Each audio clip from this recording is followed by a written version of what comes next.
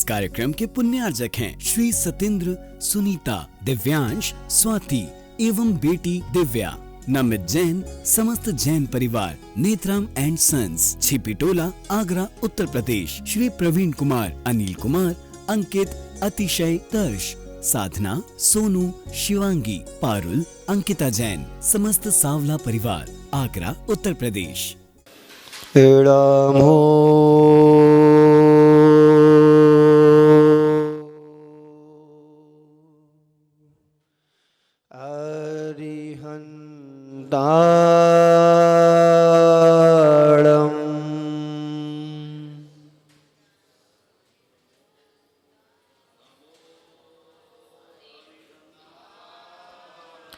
नमो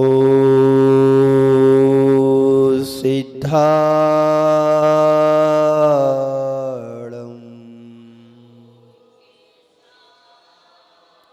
नमो आयर्यणं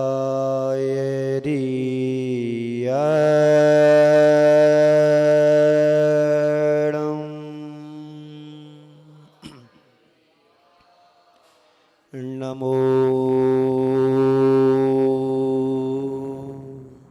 वज्रायणं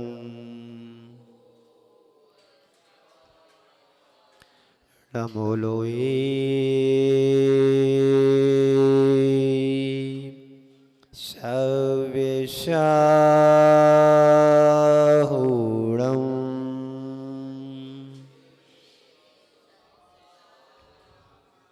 ऐसो पंचणमो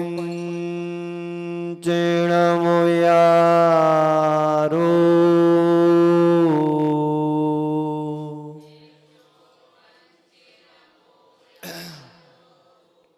सब पावपणासिनो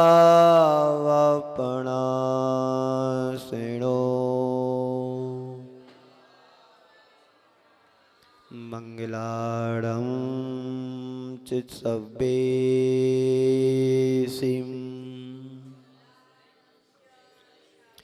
पड़ेवं होई मंगलम् मोक्षमार्गस्य नेतारम् वेत्तारं कर्मभूभृताम्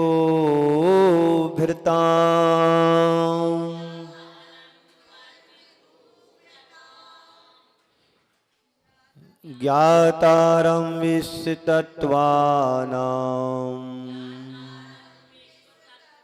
वंदे तद्गुणलब्धये। बोलिए पंच परमेष्टि भगवान की, देवादिदेव भगवान महावीर स्वामी की, परम पूज्य आचार्य उमा स्वामी जी महाराज की, परम पूज्य आचार्य गुरुवर श्री विद्यासागर जी महाराज की।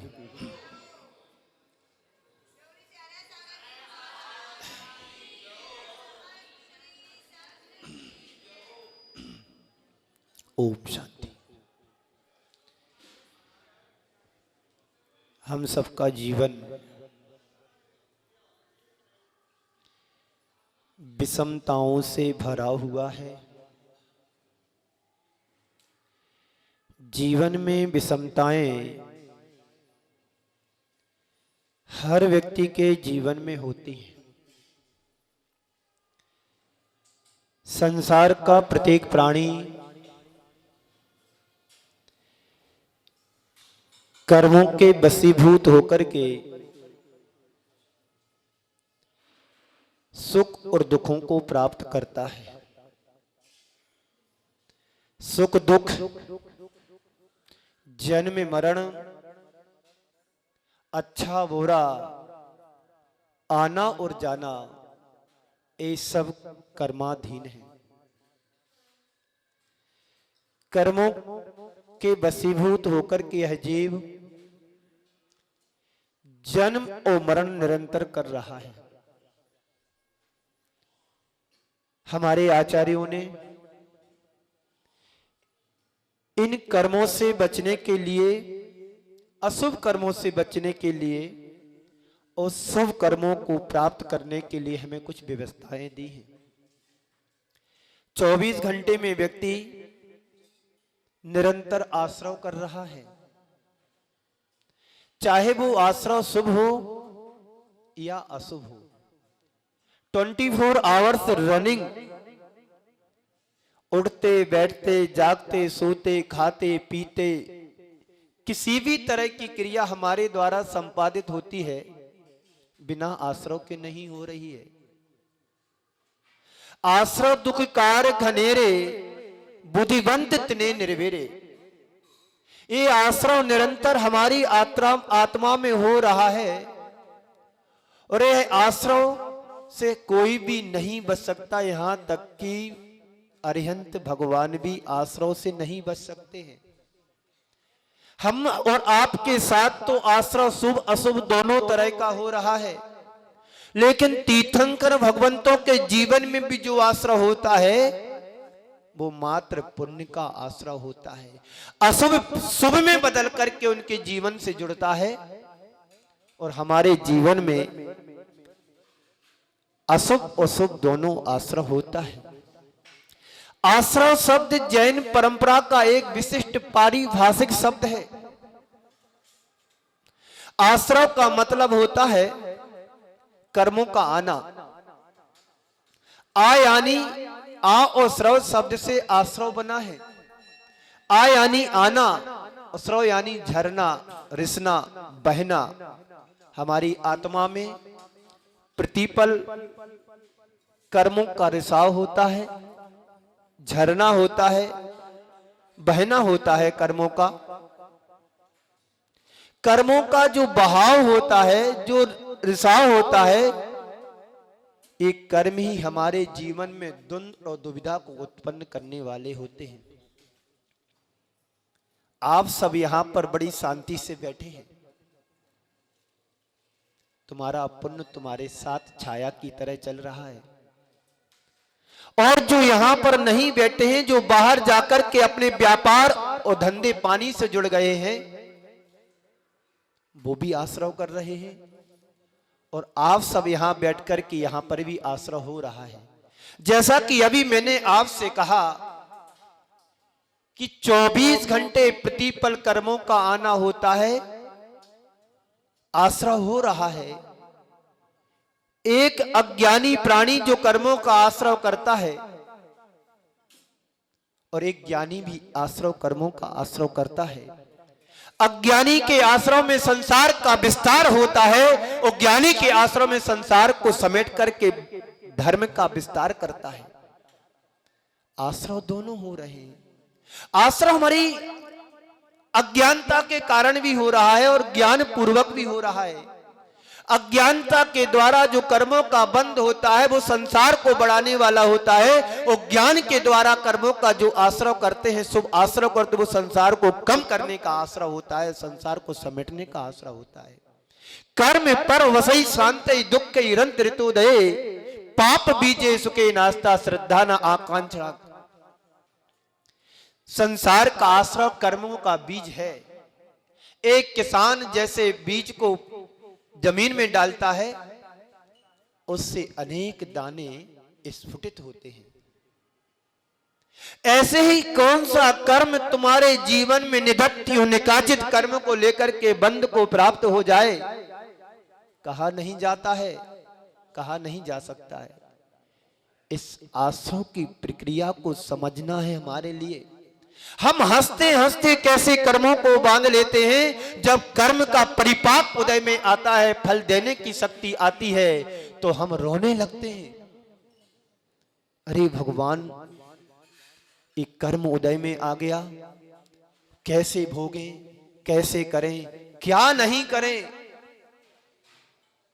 एक क्षण में बांधा हुआ कर्म ना जाने तुम्हें संसार की कौन कौन सी गलियों में घुमाने ले जाए। पता है आपको?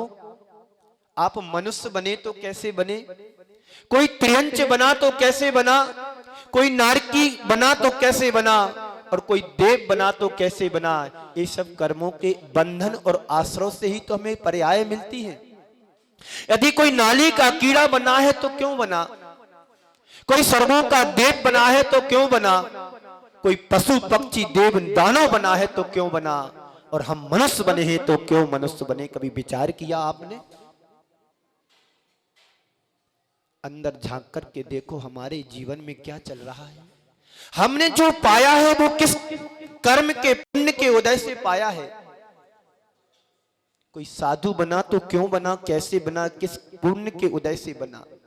हमारे संत और गुरुदेव कहते हैं तुमने अनेक जन्मों का पुण्य संचित किया होगा, तब कहीं जाकर के पुण्य तुम्हारे उदय में आया हो, तुम ऐसे गुरुदेव का निमित्त बना कि आज तुम साधु और संत बनकर के अपने जीवन का निर्माण कर रहे हैं। एक छोटा सा बालक जन्म लेता है, वह भी अपने जीवन का विकास करता है, उत्थान करता है।